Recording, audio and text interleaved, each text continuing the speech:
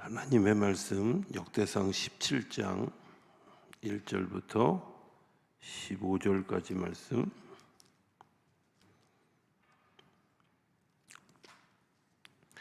역대상 17장 우리 하나님의 말씀을 제가 한 절, 우리 성도님들이 한 절씩 교독하겠습니다. 637페이지입니다. 역대상 17장. 다 찾으셨나요? 네, 천천히 찾으셔도 됩니다. 아직도 한 3분 못 찾으신 것 같은데, 네, 천천히 찾으셔도 됩니다. 괜히 성경책 찢으면 곤란합니다. 급하게 땄다. 자, 우리 교독하겠습니다. 다윗이 그의 궁전에 거주할 때에 다윗이 선지자 나단에게 이르되, 나는 백향목 궁에 거주하거늘 여호와의 언약궤는 휘장 아래에 있도다.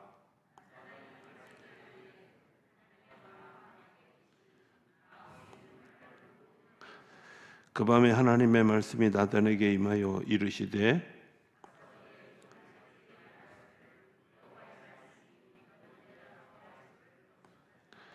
내가 이스라엘을 애굽에서 올라오게 한 날부터 오늘까지 집에 있지 아니하고 오직 이 장막과 저 장막에 있으며 이 성막과 저 성막에 있었나니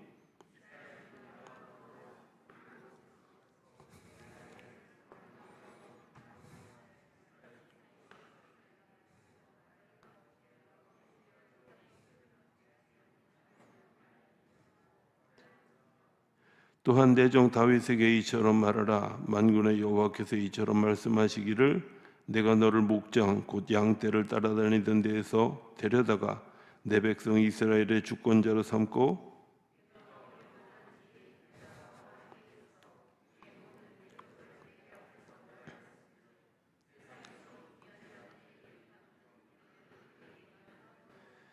내가 또 내 백성 이스라엘을 위하여 한 곳을 정하여 그들을 심고 그들이 그곳에 거주하면서 다시는 옮겨가지 아니하게 하며 악한 사람들에게 전과 같이 그들을 해치지 못하게 하여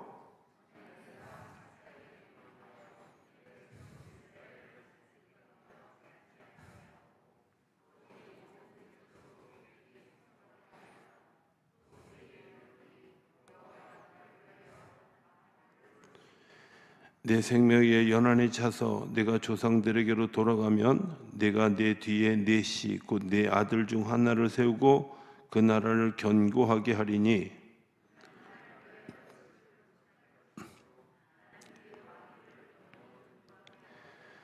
나는 그의 아버지가 되고 그는 나의 아들이 되리니 나의 인자를 그에게서 빼앗지 아니하기를 내가 네 전에 있던 자에게서 빼앗음과 같이 하지 아니할 것이며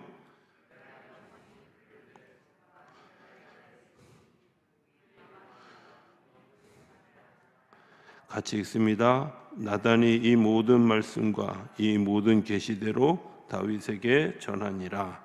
아멘. 할렐루야. 우리가 이제 성소에 대한 이야기를 해가고 있죠. 최초의 성전은 무슨 성전이라고요? 작전동 교회 성전이요. 이렇게 얘기하시면 그것도 맞습니다. 왜냐하면 이 지역 까치마을에 제일 먼저 생긴 거니까. 제일 먼저 생긴 성전이 뭐라고요? 에덴 성전이라고, 그죠? 자꾸 잊어버리셔야 내년에 또 합니다. 너무 감사한 일이긴 하지만 그래도 기본 줄기는 외우고 있어야, 그죠? 어디 가서 이런 성전 이렇게 흘러서 어떻게 성전이 이어져 왔는가 하는 것을 우리가 알 수 있을 거라고 생각이 되어집니다. 에덴 성전에서 쫓겨났던 가장 커다란 이유는 순종하지 않은 거였죠. 그렇죠? 순종하지 않은 거였기 때문에 바꿔 얘기하면 하나님을 하나님으로 인정하지 않았어요. 그래서 에덴 동산에서 쫓겨나고 난 다음에 가인도 아벨도 그리고 그에게서 난 다시 태어난 셋도 하나님을 불러본 적이 없어요. 그러다가 셋이 다시 아이를 낳고 그 아이 때 비로소 하나님의 이름을 부르기 시작했다라고 성경을 기록하고 있어요. 하나님을 하나님으로 인정하지 않는 그것 때문에 우리는 하나님이 주인이신 에덴 동산, 에덴 성전에서 떠날 수밖에 없었고, 그것 때문에 이스라엘 백성들이 종로로 탈 수밖에 없는 상황이 되어졌었다는 거예요. 그래서 400년 동안 애굽에서 종살이 하다가 애굽에서 그 종살이 할 때 그들을 광야로 데리고 나가면서 하나님이 그들에게 어떤 명분을 가지고 애굽에서 광야로 데리고 나가게 했을까요? 뭐 하러 우리 광야로 내보내 주세요 그랬을까요?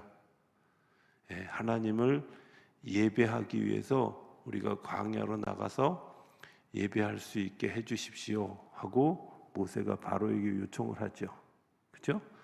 이스라엘 백성들이 애굽을 떠나서 광야 그리고 그 가나안 땅에 이르러 가는 그 40년의 기간 동안 그들에게 하나님이 훈련시키고 연습시키신 건 뭐였냐면 하나님을 예배하는 거예요. 그러니까 우리가 애굽이라고 하는 그곳에서 살다가 홍해를 건너는 세례의 사건을 경험하고 다시 요단강을 건너서 내가 영원한 하나님의 나라에 간다라고 도형을 그릴 때 그 중간에 사는 그 광야에서 우리가 해야 될 일은 뭐예요? 예배하는 거예요. 자, 그러면 그 예배는 어떻게 드려야 될까 하는 것에 대한 이야기를 이제 오늘 하려고 하는 거예요. 이스라엘 백성들이 광야에서 성막에서 주님과 동행하고 하나님의 말씀을 따라서 살아가다가 마침내 가나안 땅에 이르러 갔어요. 그리고 땅을 기업으로 받고 거기서 레위인들을 통해서 제사장들을 통해서 하나님께 예배하는 것들을 했는데 시간이 지나가다 보니까 이분들이 먹을 것도 풍성해지고 삶도 여유로워지고 뭐 이러다 보니까 마치 내가 성공해서 되어진 것처럼 여겨져서 하나님을 예배하는 예배의식이 약해지기 시작한 거예요. 여호수아 24장에 보면 우리는 만군의 하나님 여호와만 따르겠습니다 그렇게 다짐해 놓고 채 잉크도 마르기 전에 사사기서에 보면 계속해서 이스라엘 백성들이 범죄하는 일들을 하게 되죠. 그렇죠? 그 범죄하게 하는 일들의 아주 주된 원인이 뭐였냐면 눈에 보이는 것들을 의지하고 눈에 보이는 것들을 따라가기 시작하고 그러다 보니까 황금이 많이 있는 곳에 사람이 모이고 힘이 있는 곳에 사람이 모이고 그리고 그런 일들을 따라가고 그러다 보니까 하나님은 온데간데 없고 어떤 사람들 자기의 소견에 좋은 대로 행하는 일들 그래서 자기 애가 강하다 보니까 하나님이 우리에게 들려주시는 이야기가 들려지지 않는 거예요. 그래서 사무엘이 나오는 그 엘리 제사장의 때에 성경은 이렇게 표현해요. 그때는 어두워서 하나님의 이상이 잘 보이지 않던 때였다. 제사장은 성전에 들어가고 성소에 들어가서 내가 그 일들을 잘 감당하기 위해서 진설병을 먹고 또 분향단을 세우고 뭐 이런 일들을 하는 것이 아니라 성문 곁에 그냥 의자에 앉아서 그저 쉬고 있었다는 거예요. 그러다 보니까 그 엘리 제사장이 그 역할을 잘 하지 못하다 보니까 흠니와 비느하스라고 하는 두 아들이 일반 평신도만도 못한 짓들을 막 하게 되죠. 제사를 업신여기고 자기 몫이 아닌 하나님의 몫을 도둑질하고 하는 일들이 생기게 되어졌고 하나님이 대체자를 준비시키면서 전쟁에서 패하고 그리고 그들이 다 한날 죽게 되는 일들이 벌어지게 되어지죠.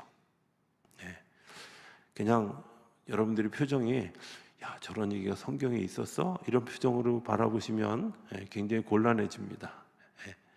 자 어찌됐든 그런 얘기들이 이제 진행이 되어지고 그리고 사울을 거쳐 다윗이 왕이 되어졌습니다. 왕이 되어졌는데 하나님이 다윗에게 있어서 정말 굉장히 중요하게 생각하는 두 가지가 있어요. 하나는 다윗의 예배예요.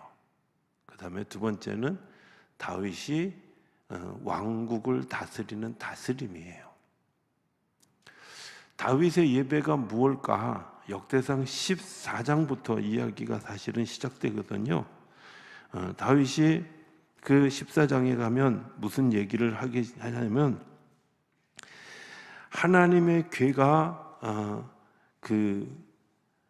딴 곳에 있는, 내가 원하는 곳에 있지 않은 곳에 있는, 하나님이 원하는 곳에 있지 않고 엉뚱한 곳에 있는 것 때문에 마음이 불편해지기 시작해요.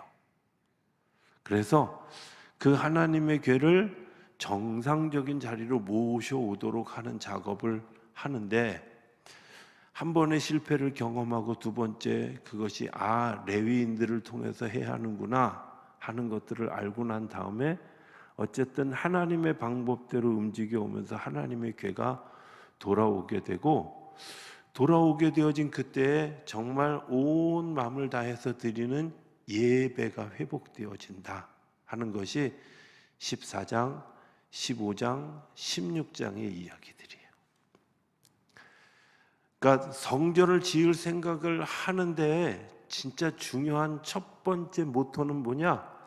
그가 처음 이스라엘 백성들이 애굽 땅에서 하나님의 명령을 받았던 예배의 회복, 이 예배의 회복에 대한 그런 갈망, 그리고 그 예배가 되어지고 예배가 우리 속에서 이루어지는 것들을 발견하고 난 다음에 비로소 어떤 일들이 생기냐면 성전이라는 것이 세우게 돼요. 이거는 이 솔로몬 성전이 다 무너지고 나중에 다시 스룹바벨 성전이 세워질 때도 그 성전이 세워지기 전에 이스라엘 백성들이 바벨론의 포로로 끌려가서 그발이라고 하는 강가에 모여서 정말 숨죽여서 예배드리는 그 예배를 드리다가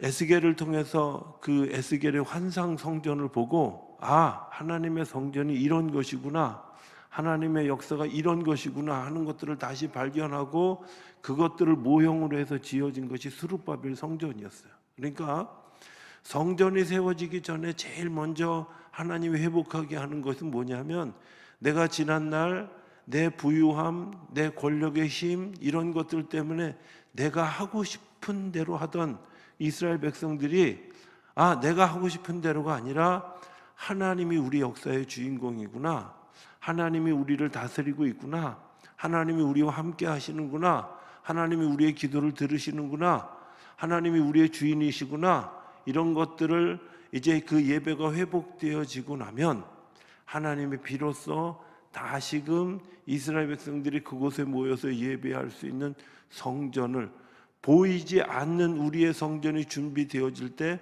보이는 성전을 짓게 하셨다는 거예요. 그러니까 오늘도 나라고 하는 성전이 세워지기 위해서 하나님은 보이지 않는 우리의 예배가 회복되어져야 됨을 분명하게 이야기하고 있는 거죠. 자, 그러면 예배가 도대체 뭘까? 제가 목회 처음 시작하면서부터 관심이 계속 예배였어요. 어떻게 하면 예배를 잘 드릴까? 어떻게 하면 예배를 하나님이 정말 기뻐 받으시는 예배가 되어질까? 그래가지고 막 뭐 별 방법을 다 써봤어요. 첫 목회지에서는 교인들이 뭐 다 그냥 목사님이 하면 그게 법이려니 하고 생각해서 제가 하자는 대로 그냥 다 했으니까 온갖 실험을 다 해봤을 거 아니에요. 그죠? 이렇게 해보고 저렇게 해보고 뭐 별 방법을 다 써봤는데 도대체 하나님이 기뻐하시는 예배가 뭘까? 결론은 성경에 다 있어요. 성경에 보면 요한복음 4장 24절 한번 찾아볼까요? 요한복음 4장 24절. 우리가 잘 아는 얘기이기도 하지만 그래도 성경을 좀 확인하면서 보면 좋을 것 같아요. 4장 23절부터 우리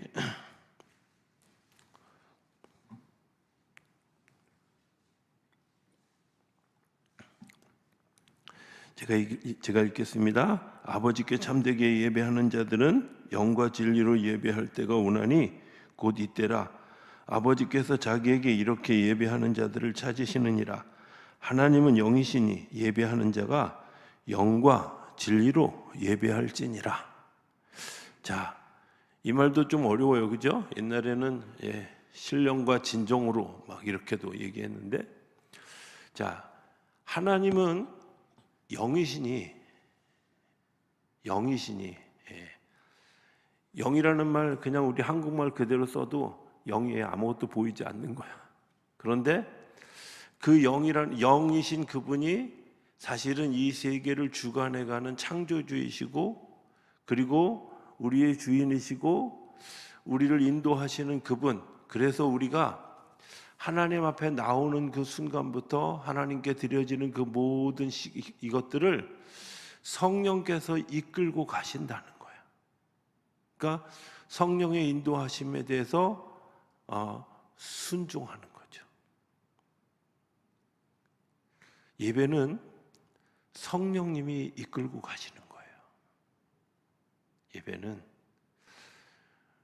성령님이 이끌고, 결론부터 미리 얘기하면요, 성령님이 이끌고 가시고 하나님의 진리의 말씀에 그 영의 인도하심을 따라 선포되어질 때, 그게 맞습니다, 내 온 삶을 다해 이제 그 삶을 살아가겠습니다 하고 결단하고 그 삶을 살아가는 일들이 뭐냐?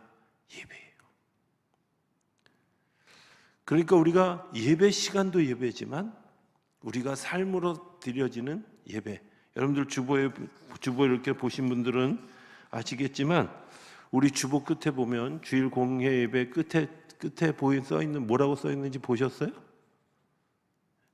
네, 이제 주보 들고 읽으셔요, 그죠? 감사합니다. 그래도 그거로 지금부터 삶으로 드리는 예배가 시작되는 거예요. 우리가 1시간 동안 하나님께 드려지는 그런 그 예배 의식을 통해서 성령의 인도하심을 따라서 예배가 드려졌고, 성령의 인도하심을 따라서 예배가 드려진 그 일들을 내가 이제 힘으로 용기를 얻었고 하나님 진리의 말씀에 내가 순종하겠습니다 하고 결단한 사람들이 지금부터 그 삶으로 내가 그 진리의 말씀을 드러내는 거예요. 그러니까 예배는 1시간 드리는 게 아니라 그 예배 시간을 통해서 시작되어진 일들을 일주일을 살아가는 167시간 동안 살아가는 일들이에요. 예배가 그냥 예배를 잘 드렸어, 뭐 은혜스럽게 드렸어, 뭐 이런 정도의 문제가 아니라는 거야. 그럼 영으로 인도함을 받는 게 도대체 뭘까? 성령님이 인도하시는 이야기가 뭘까? 막 옛날에 우리 70년대 80년대 초반에는 막 부흥회 할 때 막 뜨겁게 막 찬양하고 막 주야 이렇게 기도하고 막 이럴 때 성령이 임한다고. 맞아요, 임해요. 그럴 때도 성령이 임하시는데도요, 임하시기도 하고요, 정말 아주 조용히 기다릴 때 하나님이 임재하시기도 해요. 때로는 내가 성경을 읽을 때 하나님이 임재하시기도 하고요, 때로는 내가 아무것도 하지 않는데 잠을 자고 있을 때도 주님이 찾아오시기도 해요. 사무엘 같은 경우는 잠자고 있는데 주님이 찾아오셨어요. 사무엘아 부르셨어요. 아브라함의 중요한 순간 때 하나님이 찾아오셨던 것은 잠자고 있을 때였어요. 신약 성경은 뭐라고 얘기하냐면 너희가 깨어 있으라 이렇게 얘기해요. 잠자지 말고 깨어 있으라가 아니라 잠을 자고 있는 동안에도 활동하시는 하나님을 너희들이 기억해라.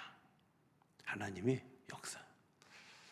전에도 제가 한번 얘기했지만 신기한 건 서양의 꿈하고 동양의 꿈은, 특별히 한국 사람의 꿈하고는 굉장히 좀 차이가 있는 거예요. 서양의 꿈, 특별히 성경에 나와 있는 서양의 꿈들 중에는 긍정적인 꿈들이 되게 많아요. 그죠? 아닌가요? 긍정적인 꿈들이 되게 많아요. 요셉의 꿈을 생각해 보면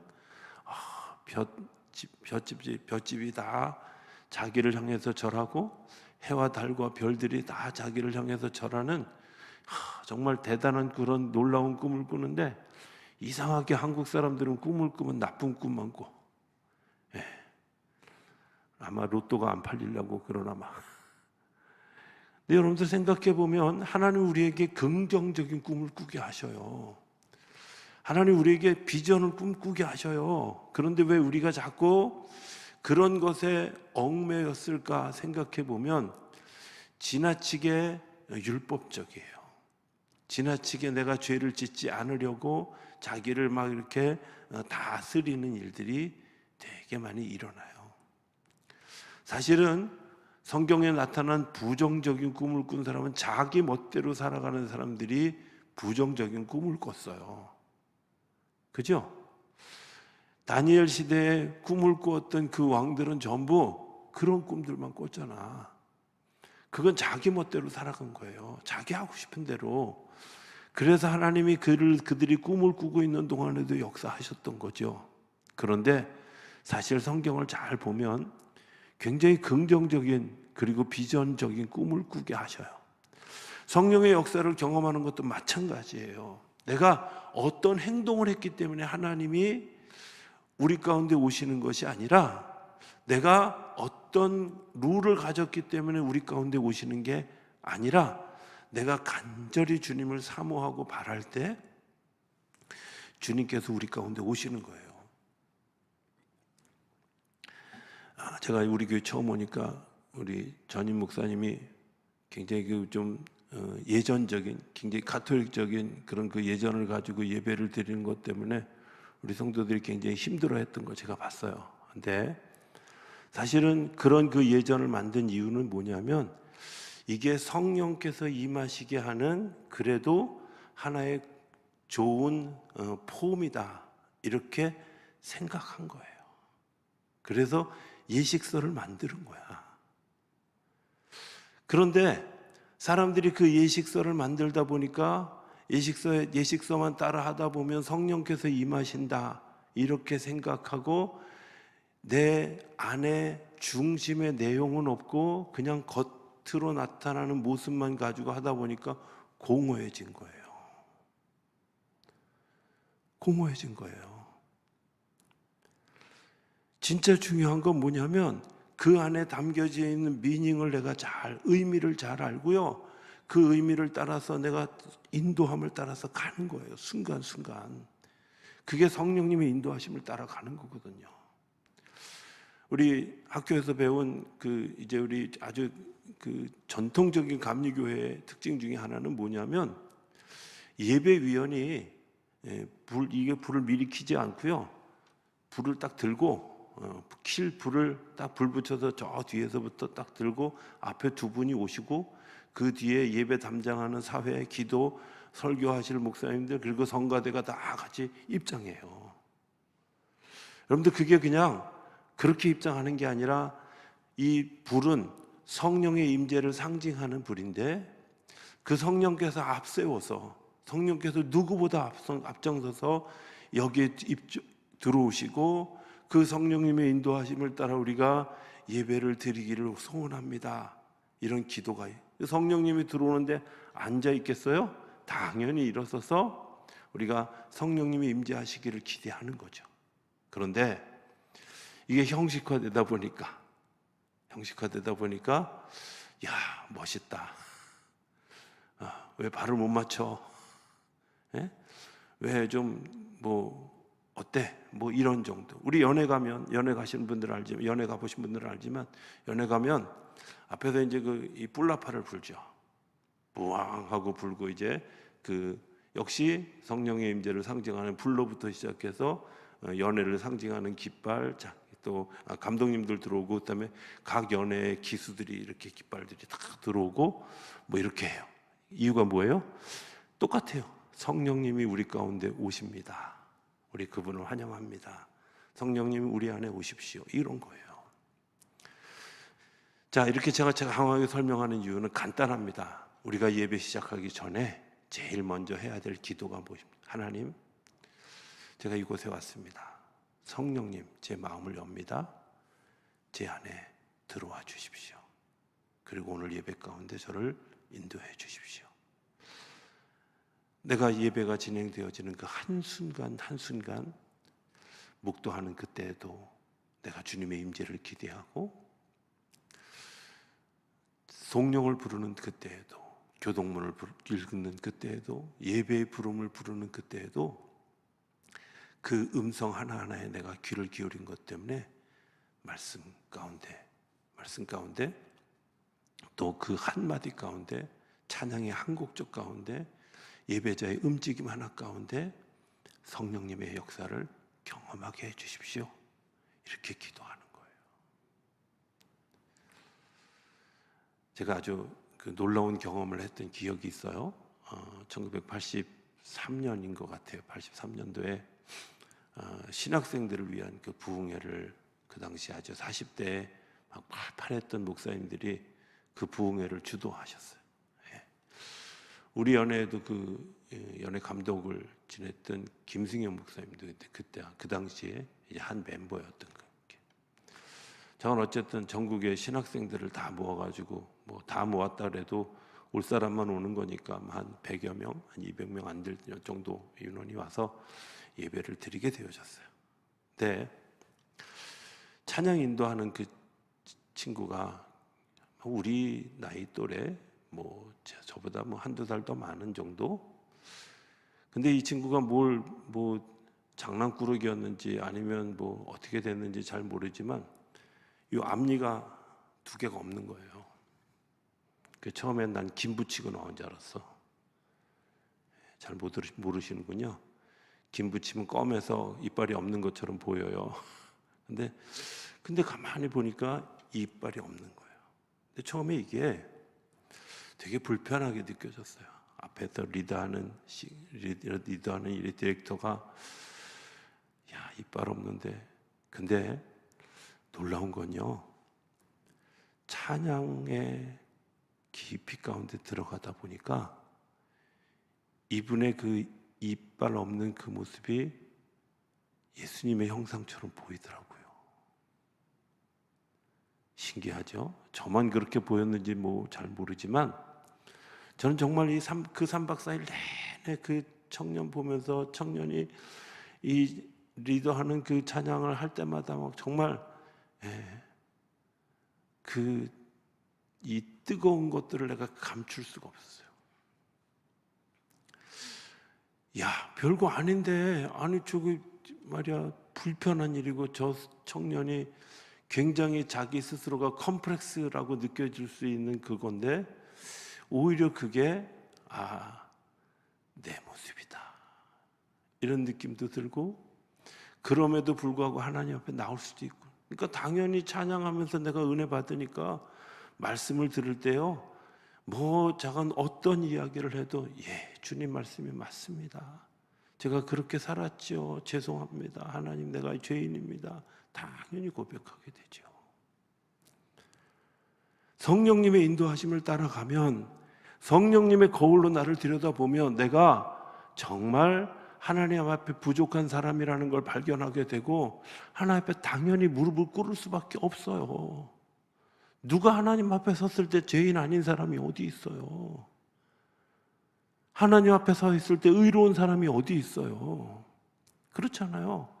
내가 하나님의 말씀을 들을 수 있는 준비가 되어지는 이 과정, 묵도하고 예배의 부름이 되어지고, 그리고 뭐 어떤 거를 해도 상관없습니다.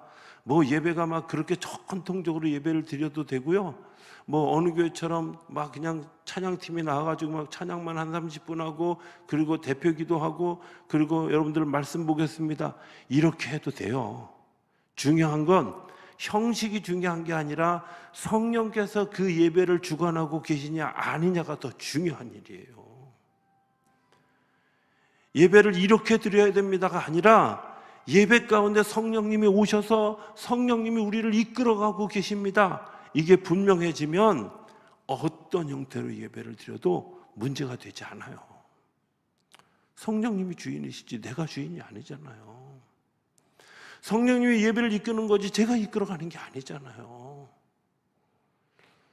성령님이 그 일들을 주관해 가시도록 하나님 앞에 무릎을 꿇고 기대하는. 그런데 다윗 시대에, 그 앞전 시대에는 그런 예배가 없었어요. 그런 예배가 없었던 거예요.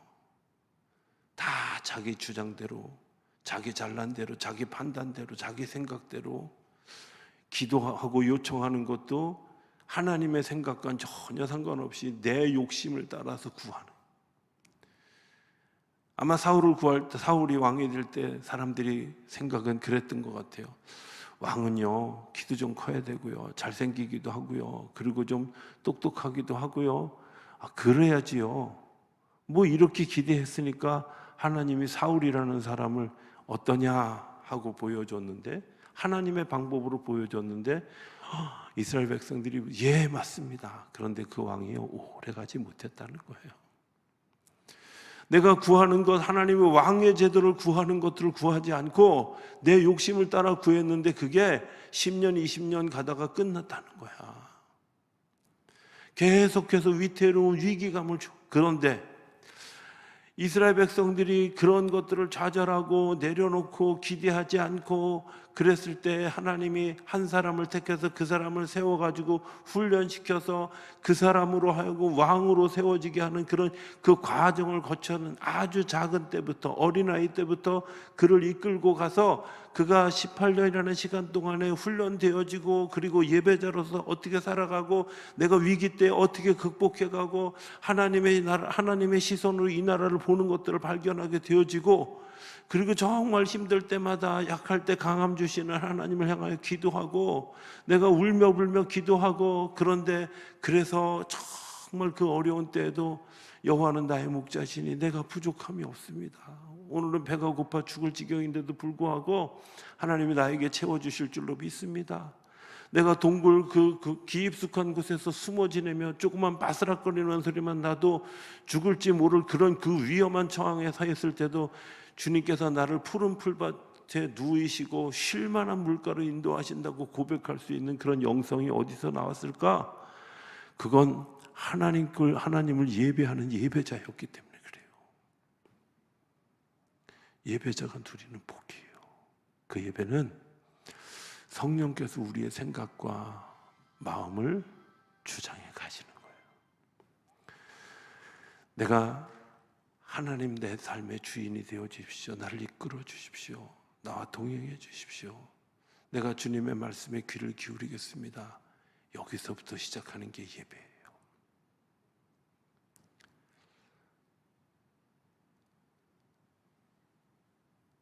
하나님이 우리에게 말씀해 주실 때 정말 중요한 일들이 있어요.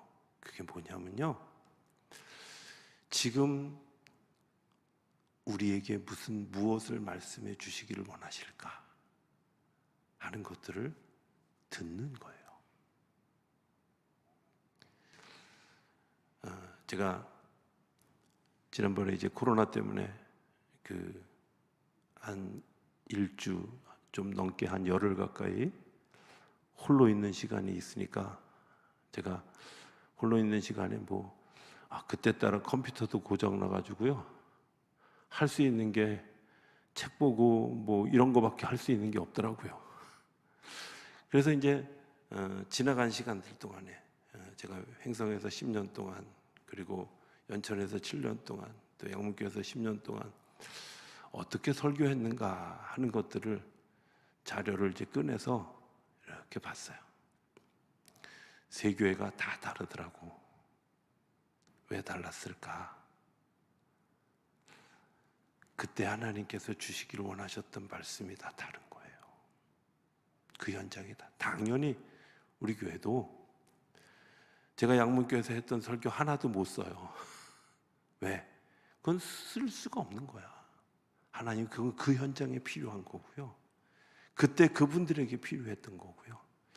여기 우리에게 필요해서 오늘 들려주시기를 원하시는 말씀이 있어요.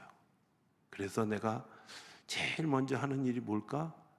이제 이번 주 설교를 하기 위해서 토요일 날 마지막 준비가 어느 정도 끝나고 나면 제일 먼저 하는 작업이, 하나님 다음 주에 어떻게 말씀해 주시기를 원하시는가요? 하고 토요일 저녁부터 사실은 다음 주에 되어질 일들을 기도하기 시작해요.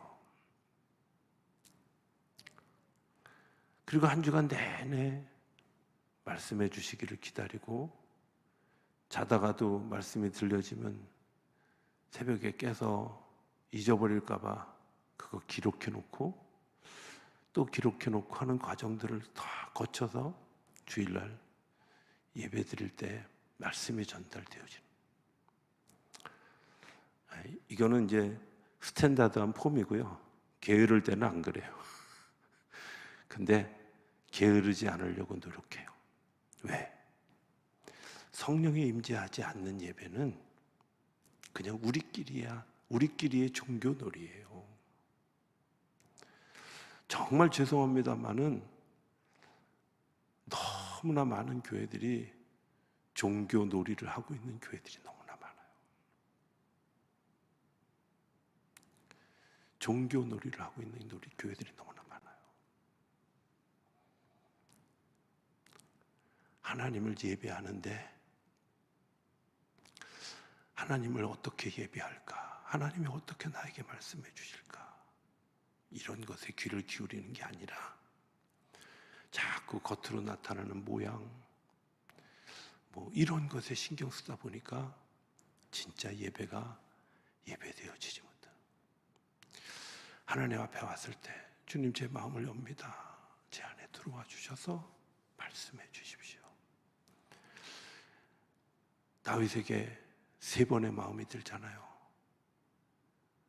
그 하나님의 법궤가 그곳에 있으면 안 되는데, 그래서 옮기다가 실패했죠. 그럼에도 불구하고 다윗의 마음이 계속해서 하나님의 감동은 뭐예요? 그곳에 있으면 안 돼. 그 실패한 것을 어떻게 그럼 옮겨갈 수 있을까? 아, 그렇구나. 레위기의 양식대로, 하나님의 방법대로 그 일이 옮겨져야 하는구나 하는 것을 알고, 제사장들을 통해서, 레위인들을 통해서 그 일들이 진행되어졌을 때 하나님의 방법으로 그 언약궤가 움직이기 시작하고, 그게 예루살렘으로 들어올 때 너무 감격해서 다윗이 춤을 추면서 하나님을 찬양하고, 자기 바지가 흘러내리는지도 모르고 정말 하나님을 찬양하는 일들이 일어나게 되어졌어요. 이게 성령의 인도하심이에요. 백성을 다스릴 때에도 하나님, 이때에는 어떻게 해야 돼요? 압살롬이 반란을 일으키고 계속해서 반란과 싸움과 전쟁을 겪으면서 다윗이 그 싸움에서 실패하지 않았던 가장 커다란 이유는 하나님, 이거 어떻게 해야 돼요? 라고 질문하는 거예요. 하나님, 이거 어떻게 해야 돼요? 성령님, 이거 어떻게 해야 돼요? 제 마음을 엽니다. 제 마음속에 들어오셔서 나를 인도해 주십시오. 내가 판단하고 결정하는 게 아니라요, 주님이 내 안에서 감동해 주실 때, 주님이, 제가 자주 얘기합니다. 기획위원회하고 또 임원회하고 당회하고 구역회하고 지방회하고 연회하고 총회할 때마다 저는 정말 그 전부터 한 4주, 5주 전부터 좀 기도했으면 좋겠어요. 거기 참여하는 분들이 기도하고, 하나님, 이런 문제는, 이런 건 어떻게 해결하면 좋을까요? 하고 정말 기도하고 내는 결정을 가지고 이야기하면 만장일치가 안 될래 안 될 수 없어. 왜? 성령께서 가르쳐 주시는데. 누구의 마음대로가 아니라, 누구의 생각대로가 아니라 성령께서 그 일을 이끌어 가시는 거예요. 여기 예배에 굉장히 중요한 포인트가 있습니다. 두 번째, 그렇게 선포된 말씀이니까 아멘하는 거예요.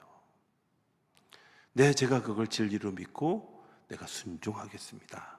이게 예전의 번역 신령과 진정으로, 진리의 내가 정답으로 대답하는 거예요. 삶을 그렇게 살아가기로 결정하는 거예요. 영과 진리로 예배하는 거죠. 하나님의 말씀을 들으면서 우리 목사님은 설교를 왜 저렇게 해? 요즘에 이런 일들이 있는 거 보니까 목사님이 이런 의도를 가지고 저렇게 말씀하시는구나. 이렇게 듣고 있으면 여러분들은 진정으로 예배드리는 게 아니에요. 어떻게 하느냐고요? 저도 그런 짓 많이 해봤거든요. 제가 전도사 때 우리 담임 목사님 설교하면서 탁 들어, 아유 목사님 그렇게 얄팍하게 그러지 마세요. 막 속으로 얼마나 비꼬고 비웃고, 제가 얼마나 그랬. 한 번의 사건이 일어나기 전까지 제가 얼마나 그랬는지.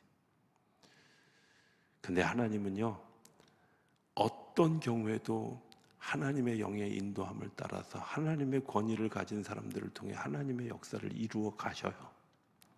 그게 누구든 상관없이. 어떻게 생각하면 목회자는 내가 주의 음성을 따라서 하나님의 복음을 선포하는 일에 게으르지 말아야 하는 것과, 성도들은 그 말씀이 어떤 말씀이 들려지든 나를 향한 주님의 말씀인 것을 기억하고 아멘하는 일들이 중요해요. 그 예배예요. 자, 오늘 이 말씀을 빠르게 정리하면 다윗이 성전을 건축할 마음을 품었어요. 하나님 거기 계시면 안 되잖아요.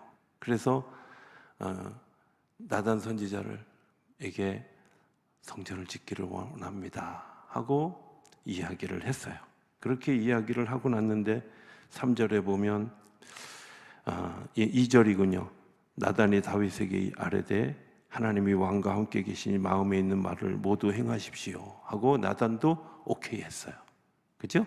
그런데 3절에 가보면 그 밤에 하나님의 말씀이 나단에게 임하여 이르시되, 하나님이 나단아 네가 틀렸어 얘기하는 거야.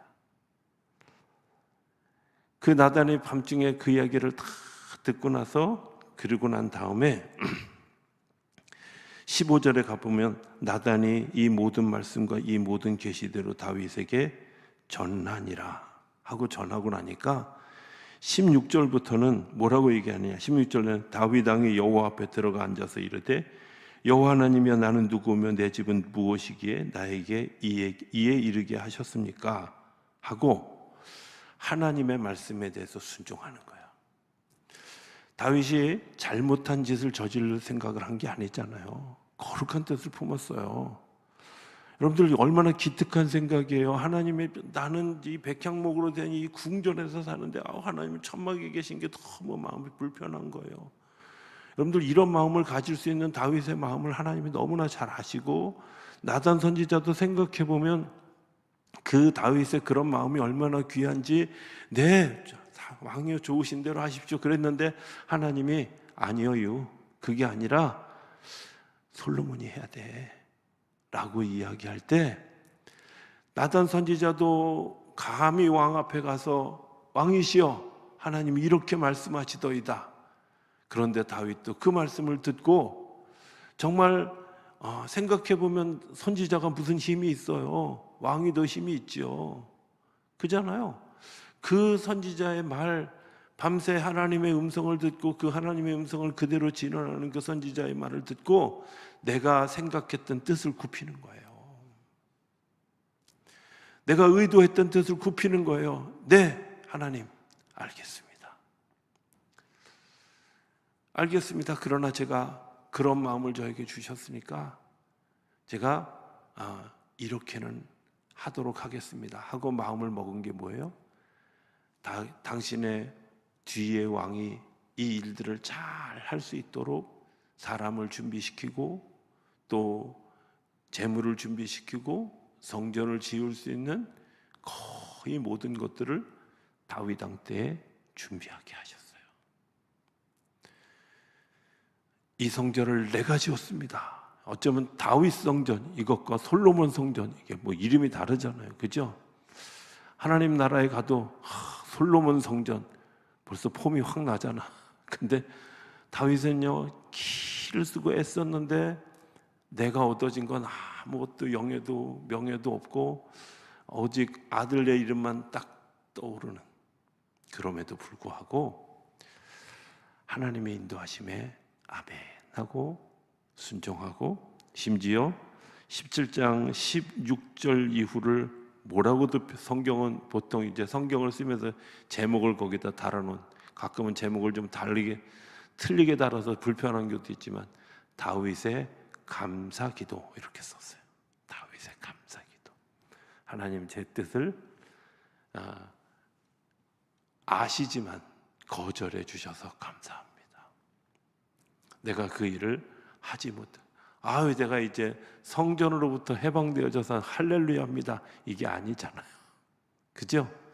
정말 제가 주님을 사랑하고 주님을 사랑하는 그 표현을 내가 주님께 드려지고 싶은데 주님의 뜻이 거기 있는 걸 제가 알았습니다. 제가 멈추겠습니다. 이게 다윗의 오늘 예배예요. 자, 오늘 우리가 어떤 예배를 드리고 있는지 한번 좀 잘 생각해 봤으면 좋겠습니다. 정말 성령의 인도하심을 따라 우리가 예배하는 예배자로 살아가고 있는지, 주님의 진리의 말씀이 우리에게 선포되어졌을 때 맞습니다. 아멘. 제가 기꺼이 따라가겠습니다. 손해보더라도 내가 아무런 영광을 얻지 못하더라도 남이 알아주지 못한다 할지라도 나는 주님의 말씀에 순종하겠습니다. 예배예요. 저는 우리 성도님들이 하나님을 예배하는 예배자로 살아갈 수 있게 되기를 기대합니다. 그 예배자들이 모여있는 교회, 그리고 또 다른 예배자를 세워가는 교회가 우리 작전동 교회가 되어져 갈 줄로 믿습니다. 또 하나님이 그런 마음을 계속해서 우리 교회 와서 1년 한 3개월 정도 돼가는데 하나님이 계속해서 마음을 주시는 거, 예배에 대한 마음을 계속해서 주시고, 그런 마음들이 우리 안에서 이제 하나하나 익어가고 세워져 가는 그런 일들이 저는 일어날 거라고 믿습니다. 저와 여러분들이 그런 예배자로 세워지는, 그리고 그 예배자로 살아가는 예배자의 삶을 나타내는, 그래서 하나님께 영광이 되는 우리 모두가 되어줄 수 있게 되기를 주의 이름으로 축복합니다. 기도하겠습니다. 하나님, 우리가 예배할 때마다 주의 성령님 이곳에 임재해 주셔서 우리의 몸과 마음과 영혼을 타치해 주시니 감사합니다. 주님이 일하시기에 오늘도 저희들이 주의 말씀을 듣고 그 말씀을 따라 순종하고, 순종한 사람들이 거두는 하나님의 삶의 아름다운 열매들을 우리가 누리며 살아가게 하실 줄로 믿습니다. 우리 안에 진정한 예배가 회복이 되어져 솔로몬 성전과 같은 아름답고 귀한 성전이 세워지는 역사가 우리로부터 준비되어질 수 있도록 하나님 우리 모두를 붙잡아 주옵소서.